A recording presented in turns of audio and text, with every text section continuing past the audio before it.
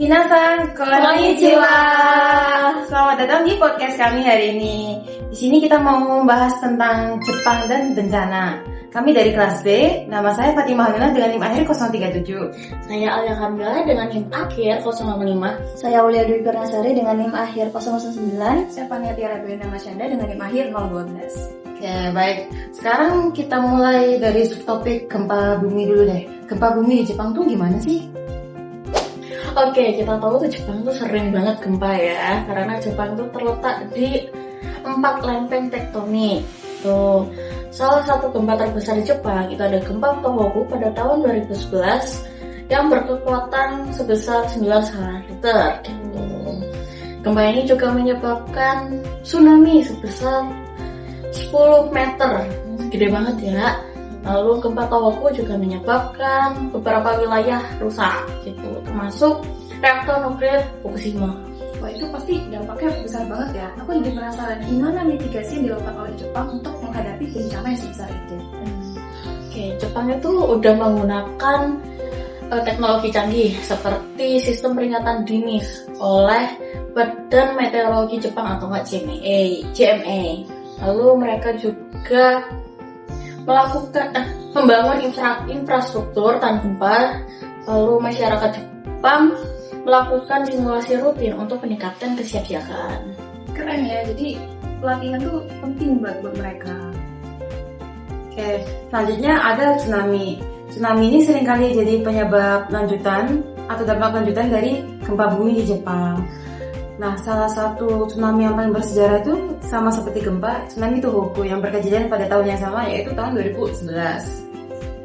Lalu negara Jepang itu untuk mengurangi dampak itu gimana sih? Di Jepang itu mereka membangun seperti tembok laut atau tanggul laut gitu di sepanjang pantai. Kemudian juga masyarakat Jepang itu dididik untuk memahami jalur evakuasi gitu, dan juga memahami jika ada peringatan secara tiba-tiba. Jadi masyarakat Jepang tuh mereka biasanya sudah lebih tenang gitu dalam menghadapi bencana. Lalu kalau pasca gempa atau tsunami itu negara Jepang evakuasinya menggunakan apa sih? Nah, di Jepang tuh evakuasinya mereka pakai helikopter, guys. Wow. Jadi karena pasca gempa atau pasca tsunami itu kadang-kadang jalanan suka rusak, sehingga mereka kalau pakai mobil itu kurang convenient, kurang cepat gitu, dan karena jalanan rusak juga kan, sehingga mereka pakai helikopter. Tadi kalau nggak salah sempat disebut ya kalau gempa dan tsunami Tohoku itu menyebabkan kebocoran reaktor nuklir. Iya, di Jepang ada kebocoran nuklir di Fukushima pada tahun 2011. Reaktor nuklir ini terjadi karena akibat tsunami tadi, sehingga menyebabkan reaktor nuklir tersebut meledak. Nah, ledakan reaktor nuklir ini menyebabkan penyebaran radiasi di area lingkungan sekitarnya. Oh, itu mereka masyarakatnya terkena dampak radiasi atau bagaimana? Iya, sayangnya masyarakat di sana terkena dampak dari radiasi reaktor nuklir ini. Nah, meskipun radiasi reaktor nuklir ini tidak menyebabkan kematian secara langsung, akan tetapi membawa risiko kesehatan jangka panjang seperti kanker. Hal itu juga yang menyebabkan masyarakat Jepang menuntut pemerintah untuk menghentikan reaktor nuklir tersebut. Oke, tadi gempa sudah, tsunami sudah, kemudian nuklir sudah. Kira-kira bencana apa lagi nih yang sering ada di Jepang? Jepang tuh sering banget dilanda sama topan. Dalam setahun tuh kira-kira ada 26 kali Jepang menghadapi topan. Biasanya terjadi antara Juni sampai Oktober dan puncaknya biasanya pada Agustus dan November. Nah, pergerakan topan ini tuh biasanya disertai juga angin kencang atau hujan lebat yang menyebabkan kerusakan besar atau bisa menyebabkan juga banjir. Gitu ya. Kalau topan itu mitigasinya tuh kayak gimana sih? Nah, kerennya Jepang tuh di sini. Jadi ketika topan itu masih baru terbentuk di dekat perairan Jepang, itu Badan Meteorologi Jepang atau JMA itu sudah memberikan peringatan dini melalui alat elektronik seperti smartphone.